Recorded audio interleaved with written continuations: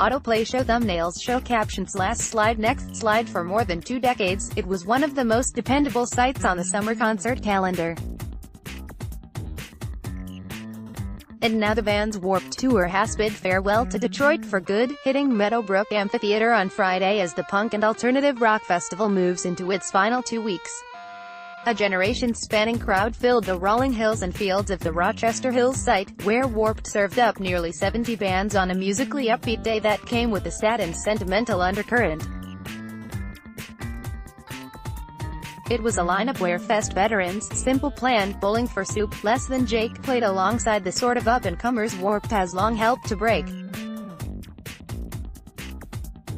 As always, set times weren't revealed until the day of show, posted on a big board near the main entrance Friday morning. And in keeping with the festival's progressive ethos, it was as egalitarian as ever, nobody was billed as a headliner, and the big-name bands were scattered across 6 stages, including Meadow Brook's main amphitheater, throughout the 12-hour event. Read more. After some early afternoon rain, the sun was out by the time the main hit the stage at 4 p.m. to deliver a fitting blast of 90s nostalgia with a cover of Blur's Woohooing Song 2. In matching red outfits and backed by a couple of dozen fans on stage, the Arizona band whipped up bouncy pop rock via songs like Everything I Ask For and Girls Do What They Want. Across the way, Pele Royale did guyliner street glam with garage rock swagger, as Australia's Amity Affliction drilled through a set of metal-fueled hardcore. It was testament to the eclectic spirit that has driven Warped since it emerged in 1995 as part of that decade's array of road festivals, tours that included Lollapalooza, Ozfests, HORD, and Lilith Fair. Warped was long since the lone survivor of that traveling bunch, but rising costs and a changing concert industry finally convinced founder Kevin Lyman to pull the plug. Music culture has certainly morphed dramatically since the mid-90s, but if there were worries the Warped Tour had become a stale brand, you wouldn't have known it. Friday, Meadow Brook was jam-packed, the show sold out 2 weeks ago, and most fans seemed to arrive with the excitement and quest for discovery that has always marked the event. For 24 years, Metro Detroit was one of Warped's most successful markets, and the fest played the sprawling grounds of sites such as Pontiac's Phoenix Plaza, the Pontiac Silverdome, the Palace of Auburn Hills and Comerica Park.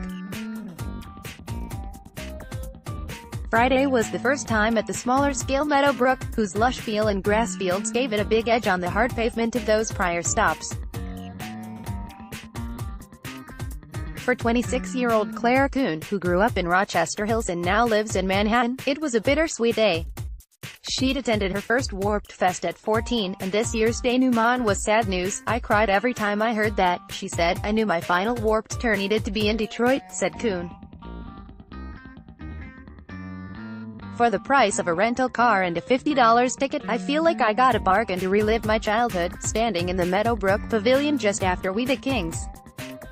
Kuhn said it was like being back in high school, though this time many fans from her age cohort had shown up with their own young kids in tow. By photo, Claire Kuhn, 26, came all the way from her home in New York City to relive memories of her childhood going to Warped Tour. Originally from Rochester Hills, Kuhn said she will really miss the tour and wouldn't have missed it at Meadow Brook Amphitheatre Friday, July 20, 2018, in Rochester Hills. Photo, Mandy Wright, Detroit, Free Press. Warped's colorful midways offered the familiar arrangement of record label tents, merchandise booths, carnival food and, of course, the prominent presence of shoe sponsor Vans, which did brisk business in Warped Final Run t-shirts. Nearby was a skateboard halfpipe, a nod to the festival's origins. Social causes made their mark on site. Marrow donor sign-ups, Born This Way, Pride merchandise, Stappa.com, a global effort pushing to support tattoos and piercings at work. For the suicide prevention group Hope for the Day, this was Warped Tour number 5, and founder Johnny Busha has become a familiar on-stage presence between band sets. The festival has been a prime spot to interact with vulnerable young people, helping de-escalate troubled situations and pushing the message, "It's okay not to be okay." Suicide is the second leading cause of death among 15 to 24-year-olds, an age group that traditionally has constituted about 85% of the Warped audience, said the organization's Christmas Eager.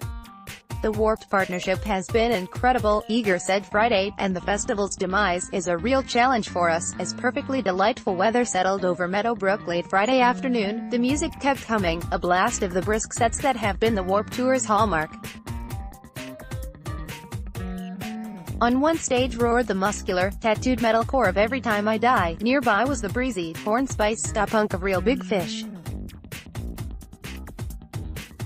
Amid the high spirits, the air of looming finality hung over the proceedings, and the moment wasn't lost on fans and bands. "It's the last Warped tour ever," said Real Big Fish frontman Aaron Barrett, who promptly reacted to the predictable crowd response. "It's okay to boo." Contact Detroit Free Press music writer Brian McCollum, 313-223-4450, or bmccollum@freepress.com.